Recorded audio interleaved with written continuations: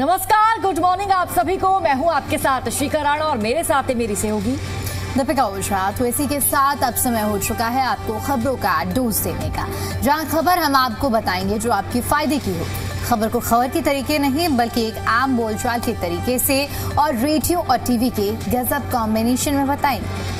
बिल्कुल अनोखे लहजा इसमें हमारा शामिल होगा, अलग अंदाज भी इसमें हमारा आपको देखने के लिए मिलेगा, जहां आपको देखिए खबरें सुनाएंगे भी, इसके साथ ही दिखाएंगे भी। आपकी गलियों से लेकर आपके दिन भर तक की कहानियां आपको बताएंगे पल पल की हलचल के साथ। यहाँ हर खबर आपकी मतलब की होगी, आपके काम की होगी। तो दीपिका, स्टार्ट करते हैं दिल्ली वाला रेडियो टीवी। बिल्कुल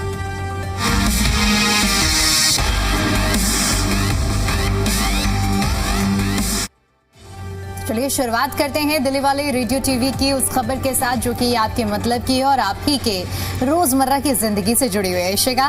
क्योंकि देखिए राजधानी में सार्वजनिक परिवहन व्यवस्था को मजबूत करने के लिए और प्रदूषण जिस तरह से सबसे बड़ी समस्या रहती है दिल्ली की, तो उसे कम करने के लिए, यातायात को बढ़ावा देने के लिए दिल्ली सरकार 2800 नई air conditioner low floor electric बसों को डीटीसी के बेड़े में शामिल करने जा रही है। अब तक आपने देखा होगा कि हाल फिलहाल में हम 1 से 2 साल पुरानी बात करें तो उसमें डीटीसी की जो नॉर्मल बसेस चलती थी जिसमें सीएनजी से वो चलती थी। सीएनजी कम एमिशन करता है पॉल्यूशन को, लेकिन फिर भी कंट्रीब्यूट तो करता है। लेकिन अब जब हम देख रहे हैं पिछले 1 साल से देवी बसेस जो चलने लगी हैं, इलेक्ट्रिक बसेस हैं, और इसी के साथ साथ 2800 और बसें शामिल हो रही हैं। तो इसी लिहाज से दिल्ली वालों को प्रदूषण से राहत मिले, इन चीज़ों को ध्यान में रखते हुए इस तरह की जो परियोजनाएं हैं उन्हें शुरू किया जा रहा है। इस तरह की बसों को दिल्ली सरकार दिल्ली के परिवहन में जोड़ रही है और आने वाले समय में इसका उम्मीद है कि इसका असर भी हमें देखने को मिलेगा। दीपिका, इसको एक प्लस पॉइंट के रूप में देखा जा रहा है। एक तो दिल्ली वासियों को बसों की सौगात तो मिलेगी ही, लेकिन उसके साथ ही कई एआई सुविधा से जो भरी हुई लदी हुई बस नजर आएगी। क्या कुछ सुविधा रहेगी आगे हम बताएंगे। देखिए केंद्र सरकार की पीएम ई ड्राइव योजना के तहत खरीदी जाने वाली इन बसों में 1409 मीटर और 1412 मीटर लंबी इलेक्ट्रिक बसें शामिल होंगी। सरकार का ये दावा है कि नई बसों के शामिल होने से न केवल सार्वजनिक परिवहन की पहुंच बढ़ेगी बल्कि शहर के भारी और कम सुविधा युक्त इलाकों में भी बेहतर बस सेवा उपलब्ध हो सकेगी। विशेष रूप से लास्ट माइल कनेक्टिविटी को मजबूत करने पर जोर दिया जा रहा है ताकि यात्रियों को देखिए मेट्रो स्टेशन और प्रमुख परिवहन केंद्रों तक पहुंचने में सुविधा मिल सके। देखिए दीपिका, जो ये बस है, एक तो जो जनता को बस के लिए खड़ा रहना पड़ता था बस डिपो में, जब बस की शुरुआत हो जाएगी, बस आ जाएगी तो लोगों को ऐसा खड़ा भी नहीं रहना पड़ेगा, लोगों को बसों की सुविधा भी मिलेगी। इसके साथ ही अब लोगों का जो रास्ता है वो भी अब जल्दी जो सफर है वो भी कट जाएगा। जिस तरह से अब जानकारी सामने आ रही दीपिका की अब मेट्रो तक भी लोग जल्दी पहुंच सकेंगे, एक बड़ी सौगात के रूप में लास्ट माइल कनेक्टिविटी अब इसका उद्देश्य यही है। क्योंकि जब दिल्ली में चुनाव हुए थे और चुनाव के बाद सरकार बदली थी तो एक बड़ा मुद्दा उठा था शिखा उसी समय पे कि दिल्ली में जो बस हैं वो आउटडेट हो चुकी हैं, पुरानी हो चुकी हैं और उनकी जो संख्या वो काफी कम है एज कंपेयर टू जितने लोग दिन भर कम्यूट करते हैं, ट्रेवल करते हैं। तो अब देखिए धीरे धीरे इसी के लिए आश्वस्त भी किया गया था कि धीरे धीरे इस तरह की जो बसेस हैं उन्हें शामिल किया जाएगा। अब लास्ट माइल कनेक्टिविटी को ध्यान में रखते हुए एक तो हम कहेंगे कि अभी जो सड़कों में देवी बसेस चल रही हैं उनको इसी हिसाब से डिजाइन किया गया था कि अगर कोई छोटी गलियां भी हैं वहाँ पर भी अगर नहीं बस पहुँच पा रही है तो ऐसी बसें बहुत आसानी से पहुँचेंगी और लोगों को वो जो एक होता है ना कि मेट्रो से लेकर उनके घर के एकदम आप नियरेस्ट पॉइंट तक पहुँच सके वो सुविधा मिलेगी। अब देखिए परिवहन विभाग के अनुसार पहले से संचालित 9 मीटर लंबी इलेक्ट्रिक बसों के अच्छे प्रदर्शन को देखते हुए इस मॉडल का विस्तार किया जा रहा है। अब नई बसें आने से भीड़ भाड़ वाले रूट और फीडर नेटवर्क के बीच में संतुलन बनाने में मदद मिलेगी। दिल्ली सरकार ने साल 2028-29 तक राजधानी में सार्वजनिक परिवहन बसों की संख्या बढ़ाकर लगभग 14,000 करने का लक्ष्य रखा है और इसी के तहत इलेक्ट्रिक बसों जो हिस्सेदारी है लगातार बढ़ाई जा रही है और समय समय पर सरकार बदली, पुरानी सरकार गई, नई सरकार बीजेपी की आई है तो नई सौगातें भी जनता को कहीं ना कहीं मिल रही है। अब देखिए 2800 के आसपास जो बस है वो अब बेड़े में शामिल होने जा रही है। दिल्ली परिवहन की तरफ से जिस तरह का ऐलान किया गया है लोगों को बड़ी सौगात मिलने जा रही है। इसके साथ ही जो कनेक्टिविटी है दीपिका वो भी आसान होगी, लोगों को जो भीड़ भाड़ खड़ा रहना दिल्ली जैसी जगह पर रहते हो तो आप यही एक्सपेक्ट करते हो कि आपको जो कनेक्टिविटी है वो बेहतरीन तरीके से मिले। बिल्कुल दीपिका, इसके साथ ही कनेक्टिविटी तो मिलेगी और एक बड़ी सौगात के रूप में भी इसे देखा जा रहा है। और मेट्रो सेवा की भी विस्तार की बात लगातार दिल्ली सरकार द्वारा उठाई जा रही थी। बहरहाल आगे बढ़ेंगे दीपिका, बात करेंगे एमसीडी के एक्शन की, क्योंकि आजकल हम देख रहे हैं एमसीडी भाई जब से ये अग्निकांड हुआ है दिल्ली के मालवीय नगर में काफी ज्यादा एक्टिव हो चुकी है और एक्शन मोड में नजर आ रही है। तो दिल्ली नगर निगम यानी कि एमसीडी ने अवैध निर्माणों के खिलाफ सख्त अभियान तेज कर दिया है। 1 जून से अब तक 94 इमारतें ध्वस्त की गई है और 114 संपत्तियों को, प्रॉपर्टीज को सील कर दिया गया है।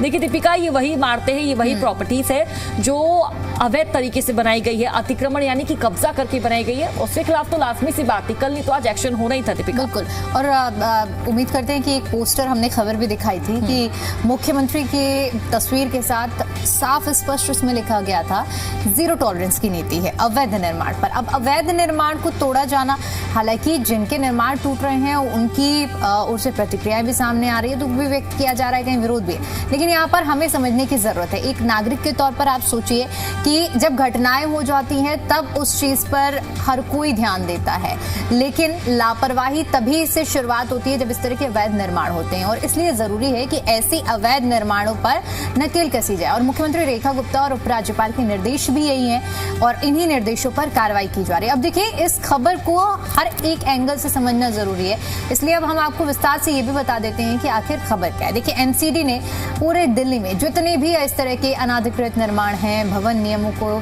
ताक पर रखकर उनका उल्लंघन किया गया है, संपत्ति को गलत तरीके से इस्तेमाल किया गया है, कहीं सरकारी संपत्ति पर ही अतिक्रमण कर लिया गया है। जो अग्निकांड सामने आया, जो होटल थे भी सरकारी जमीन पर ही बना हुआ था, वही चीज है। तो इसीलिए देखिए, छोटी छोटी जो चीजें होती है ना, ये ही बहुत बड़ी वजह बनती है। तो इसीलिए ये अभियान चलाया जा रहा है। हाल ही में 12 इमारतों को गिराया गया और इसके अलावा 79 संपत्तियों को सील किया गया है। जरूरी भी है और समय समय पर ऐसा नहीं है कि ये जो कार्रवाई की गई है ये कुछ दिन चले और बंद हो जाए। समय समय पर ऐसी चीजें शुरुआती तौर में जो कार्रवाई है वो साउथ दिल्ली से स्टार्ट की गई है। सैदुल्ला जाप की बात करें, हौस रानी की बात करें, खिड़की एक्सटेंशन, सावित्री नगर, खानपुर, गौतम नगर जैसे ऐसे कई इलाके हैं दीपिका साउथ दिल्ली के जहां ये एक्शन देखने को मिल रहा है एमसीडी का। तो देखिए, निगम की टीमों ने पुलिस की मदद से कार्रवाई की है। कई जगहों पर बिना अनुमति बीएनबी, गेस्ट हाउस और बेसमेंट में अवैध लाइब्रेरी चलाने जैसे मामले भी सामने आए। अब देखिए, अवैध लाइब्रेरी की हम अगर बात करें बेसमेंट में, तो आपको याद होगा कि करोल बाग में किस तरह का हादसा हुआ था जब 3 बच्चों ने, यूपीएससी एस्पिरेंट्स ने अपनी जान गंवाई थी और वो भी उसी लापरवाही का सबब था। तब तो उस वक्त सबने देखा और सबने इस चीज को गलत भी बताया, लेकिन उसके बाद से हम देखेंगे कि आज दीपिका किसी ने नहीं, बिल्कुल आज भी बेसमेंट में कई जगह पर इसी तरह की चीजें चल रही, क्लासेस तक सीमित नहीं है, बिजनेस चल रहे हैं। इसलिए जरूरी है कि ऐसी चीजों पर कार्रवाई की जाए। देखिए, अब एमसीडी का कहना है कि मास्टर प्लान 2021 और बिल्डिंग बाय लॉज का उल्लंघन करने वालों के खिलाफ कार्रवाई लगातार जारी रहेगी। बिल्कुल सर।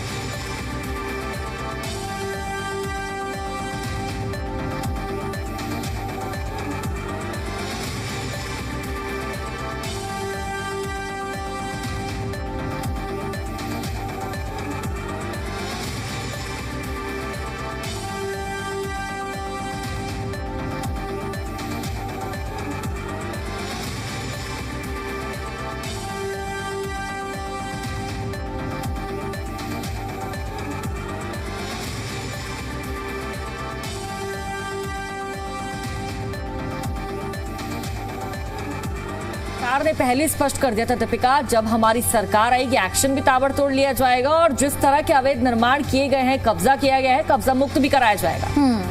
बिल्कुल, तो देखिए, ये कार्रवाइयाँ जरूरी है ऐसी और जिम्मेदारी सबको समझनी चाहिए कि अगर किसी ने भी अवैध रूप से निर्माण किया है, अवैध तरीके से चीजों को बनाया है, तो उन पर कार्रवाई जरूर होगी। और चलिए, अब दिल्ली वाली रेडियो टीवी में आगे बढ़ते हैं और अभी जिस तरह से इशिका भी अग्निकांड का जिक्र कर रही थी, और ये वाकई ऐसी घटना है कि जो अभी भुलाई नहीं भूल सकती, किसी की भी जहन से नहीं निकल सकती है। तो देखिए, इसी मामले में आपको बता दें कि केशव नेगी की गिरफ्तारी को लेकर अब विवाद गहराने लगा है। सोशल मीडिया पर यह विवाद तेजी से बढ़ता जा रहा है। अब देखिए, इस गिरफ्तारी ने उत्तराखंड के लोगों को आक्रोशित कर दिया है। इस मामले में लोगों का मानना है कि घटना की उच्च स्तरीय जांच होनी चाहिए और दोषियों के खिलाफ सख्त से सख्त कार्रवाई होनी चाहिए।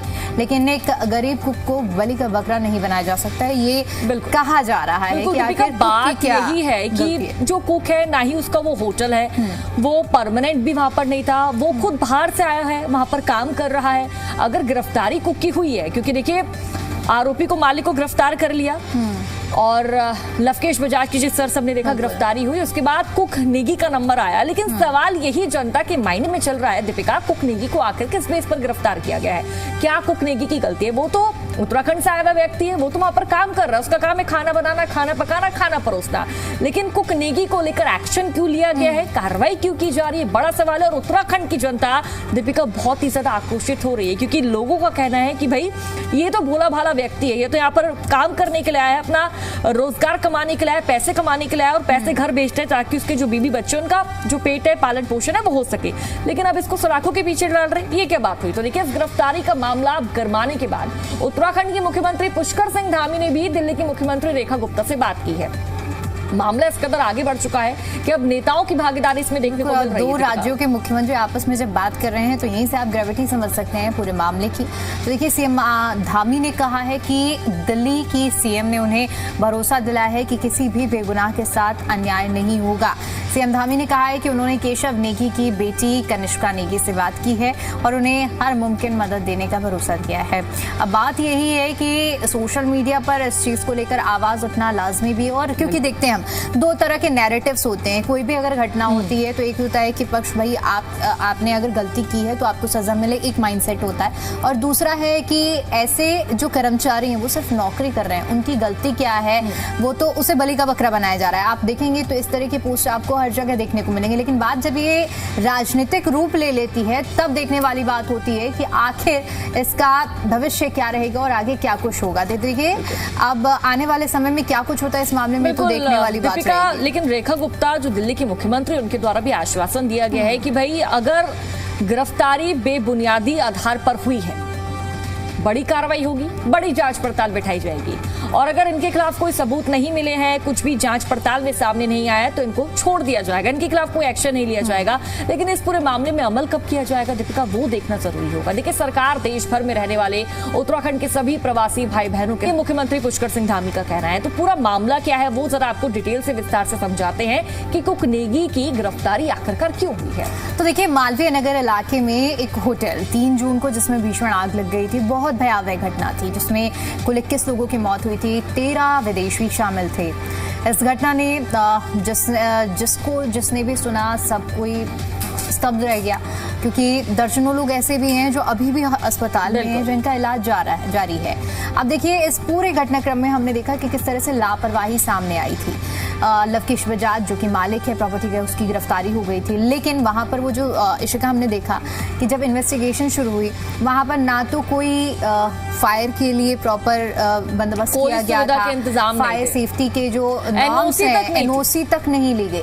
और सबसे बड़ी बात क्या होती है कि आप जब भी कोई होटल बनाते हैं, कोई ऐसा एकोमोडेशन बनाते हैं, वहां पर इमरजेंसी एग्जिट होना बहुत जरूरी होता है। लेकिन वो तस्वीरें इतनी चौंका देने वाली, इतनी दर्दनाक थी कि लोगों ने इस चीज की परवाह भी नहीं की, दूसरी और तीसरी मंजिल से कूदते हुए कि उनके हाथ पैर टूट जाए। होटल मालिक की गलती नहीं है, हर एक स्तर पर यहाँ पर लापरवाही बरती गई है। दिल्ली सर्विस की भी बहुत बड़ी खामी और नाकामी यहाँ पर देखने को मिली है। अगर वक्त रहते एनओसी का सर्टिफिकेट दिया जाता, जांच पड़ताल की जाती कि भाई आपातकालीन एग्जिट जो गेट है वो है या नहीं है, कितने कमरे हैं, कितने कमरे का जो निर्माण है यहाँ पर परमिशन मिली है, तो दीपिका आज इतना बड़ा जो हादसा है, जो घटना है, वो लोगों के साथ घटित नहीं। बिल्कुल, और बड़ी लापरवाही थी, लेकिन इस लापरवाही का खामियाजा उन 21 जिंदगियों को भुगतना पड़ा है। और इसीलिए जरूरी है कि इस तरह की घटनाओं से पहले ही सजग रहा जाए।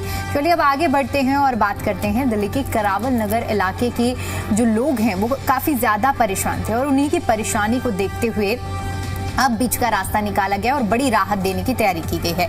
दरअसल दिल्ली की मुख्यमंत्री रेखा गुप्ता, उनकी ओर से 138 करोड़ रुपए की लागत वाले सीवर प्रोजेक्ट को मंजूरी दी गई है। अपने आप में एक बड़ा प्रोजेक्ट है और इसके बनने से, इस परियोजना के पूरे होने से इलाके में जलभराव और गंदगी जैसी की समस्या हमेशा के लिए खत्म हो जाएगी। अब पूरी खबर क्या है, चलिए आपको इशिका विस्तार से बताएंगे। देखिए, करावल नगर में सीवर लाइन की कमी के कारण बारिश में पानी भर जाता है और दीपिका, आगामी वक्त में तो मानसून की शुरुआत होने वाली है, बारिश का सीजन आने वाला है और गंदा पानी सड़क पर बहता रहता है। मुख्यमंत्री ने इस समस्या को देखा और इस समस्या को देखते हुए 138 करोड़ रुपए की सीवर परियोजना को हरी झंडी दे दी। यानी कि राहत मिलने वाली लोगों को गंदे पानी से, बदबू से। इस प्रोजेक्ट के तहत नई सीवर लाइन बिछाई जाएगी, पुरानी लाइनों का सुधार किया जाएगा और पंपिंग स्टेशन भी बनाए जाएंगे। काम जल्द शुरू होने वाला है और कुछ महीनों में पूरा करने का जो लक्ष्य है वो भी रखा गया है। दीपिका, बिल्कुल। तो अब देखिए, इससे आम लोगों को, खासतौर पर हम करावल नगर की बात करें तो इस पर क्या असर इन जनता पर पड़ेगा, ये भी समझ लीजिए। करावल नगर और आसपास के इलाकों में लोगों को बारिश और बारिश के मौसम में जो पानी भरने की समस्या होती है, उससे बदबू आने की जो समस्या है उससे छुटकारा मिल जाएगा। सड़कें साफ रहेंगी, बीमारियां कम होंगी और लोगों का जो रहन सहन का स्तर है, जो करावल नगर के हमने रिपोर्ट्स भी दिखाई हैं, वहाँ की जो जनता है इस चीज से परेशान है, वो भी स्तर सुधरेगा। बच्चों और बुजुर्गों को खासतौर पर इसका फायदा मिलेगा और इलाके में विकास जो है वो तेज रफ्तार से होगा। इसके साथ साथ अभी बहुत सी ऐसी सिचुएशन है कि यहाँ पर लोग कोई प्रॉपर्टी भी नहीं खरीदना चाहते। अभिषेका, दिल्ली जैसी जगह जहाँ पर प्रॉपर्टीज की हम बात करें जिनके दाम बहुत ज्यादा हाई है, लेकिन दिल्ली के कुछ ऐसे इलाके हैं, चाहे हम करावल नगर की बात करें, नरेला की बात करें और भी इस तरह के जो इलाके जहाँ पर विकास नहीं है, वहाँ प्रॉपर्टीज के दाम बहुत कम है, जाना नहीं चाहते, मेट्रो पास नहीं है, सुविधा नहीं मिलती है, बेसिक इंफ्रास्ट्रक्चर अगर कहें तो सुविधाएं नहीं है इस वजह से। तो देखिए, अब इस परियोजना के बाद यहाँ पर जो प्रॉपर्टी के रेट्स भी हैं वो भी बढ़ने की उम्मीद जताई जा रही है। बिल्कुल दीपिका, अब आगे बढ़ते हैं दीपिका और अपने दर्शकों को बेहद ही जरूरी खबर दे देते हैं मौसम से जुड़ी हुई, क्योंकि देखिए दीपिका, मौसम के बारे में जानने के लिए हर कोई उत्साहित रहता है, प्लान उसी हिसाब से लोग अपने बनाते हैं। तो दक्षिण पश्चिमी मानसून देश के दक्षिणी और पूर्वोत्तर हिस्सों में तेजी से आगे बढ़ रहा है, यानी कि आपको चिलचिलाती गर्मी का सामना करना पड़ेगा और इस गर्मी से आपको कोई नहीं बचा सकता। भारत मौसम विज्ञान यानी कि IMD के अनुसार ये उन्होंने चेतावनी दी है कि दिल्ली, NCR, पंजाब, हरियाणा, पश्चिमी उत्तर प्रदेश और राजस्थान के बड़े हिस्से में अगले 3 दिनों तक भीषण गर्मी और लू चलने वाली है। इस दौरान पारा 42 डिग्री सेल्सियस से 44 डिग्री सेल्सियस तक पहुंच सकता है। यानी कि दीपिका, कुछ दिन पहले हमने देखा था बारिश की बूंद पड़ी, थोड़ी छींट-वीट हुई, लेकिन मौसम फिर से वैसी हो गया। बिल्कुल। तो देखिए, अब मौसम का हाल तो अभी शिका ने बताया, लेकिन आने वाले समय में क्या कुछ हलचल रहने वाली है मौसम से जुड़ी हुई, ये भी आपको बता देते हैं। तो देखिए, 11 से 12 जून तक आपको वेस्टर्न डिस्टर्बेंस के चलते हल्की और तेज हवाओं से और बारिश से रूबरू होना पड़ सकता है, इसकी संभावना मौसम विभाग ने जताई है। हालांकि मौसम विभाग के अनुसार 8 से 10 जून के बीच में दिल्ली, हरियाणा, चंडीगढ़ और पंजाब के कुछ हिस्सों में लू की चलने की चेतावनी जारी की गई है। यानी कि ये 2 से 3 दिन आपके लिए गर्मी भरे रहने वाले हैं और आपको अभी बारिश अगर पसंद है तो देखिए, अभी बारिश तो इसका एहसास नहीं होगा। इसी के साथ साथ ये तो बात मौसम की हुई है शिका, लेकिन एक और दिल्ली की महिलाओं से जुड़ी हुई एक अच्छी और गुड न्यूज़ है। तो देखिए, दिल्ली सरकार ने महिलाओं और खासतौर पर किन्नर समुदाय को आर्थिक रूप से मजबूत बनाने के लिए दुर्गा ई-ऑटो योजना शुरू की जा रही है।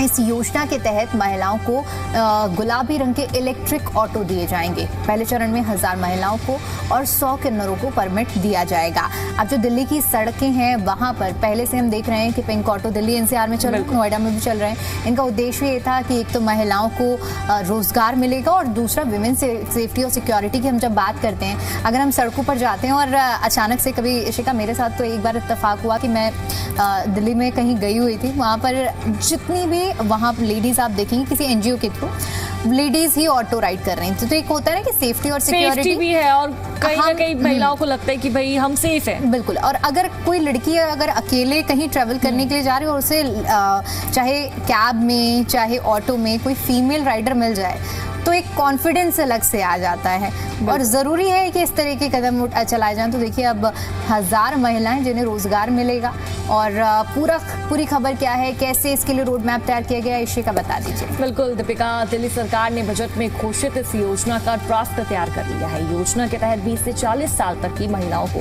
पहले आओ पहले पाओ के आधार पर परमिट दिया जाएगा। परमिट मिलने के बाद महिलाएं खुद ई-ऑटो चलाकर अपनी आय कमा सकेंगी, यानी कि किसी पे डिपेंड होने की आवश्यकता नहीं है, खुद कमाएंगी, खुद अपना पालन पोषण करेंगे। सरकार ने तय किया है कि मिले ऑटो को 3 साल तक बेचा या ट्रांसफर नहीं किया जा सकेगा। महिलाओं को ओला, उबर जैसे प्लेटफॉर्म से भी जोड़ा जाएगा ताकि उन्हें महिला सवारियां आसानी से मिल सके। और जितनी महिलाएं उबर, ओला, रैपिडो से कनेक्ट होंगी दीपिका, कहीं ना कहीं जैसे हम जैसे लोग हैं, हम भी कंफर्टेबल होंगे। भाई हम भी आए दिन उबर, रैपिडो, ओला का इस्तेमाल करते हैं कहीं भी आने जाने के लिए, तो हम भी कंफर्ट फील करेंगे कि हाँ भाई हमें लेने कोई महिला आ रही है। नाइट में भी सफर कर सकेंगे इजीली दीपिका। और एक बार का इत्तेफाक आपको बताती हूँ कि एक इसी तरह ऑटो कैब सर्विस है, उसमें वो राइडर लिखते हैं, ये मेल है या फीमेल है आपको नहीं पता चलेगा। मैं उस गाड़ी में गई, जैसे मैंने खोला वहाँ देखा फीमेल राइडर है।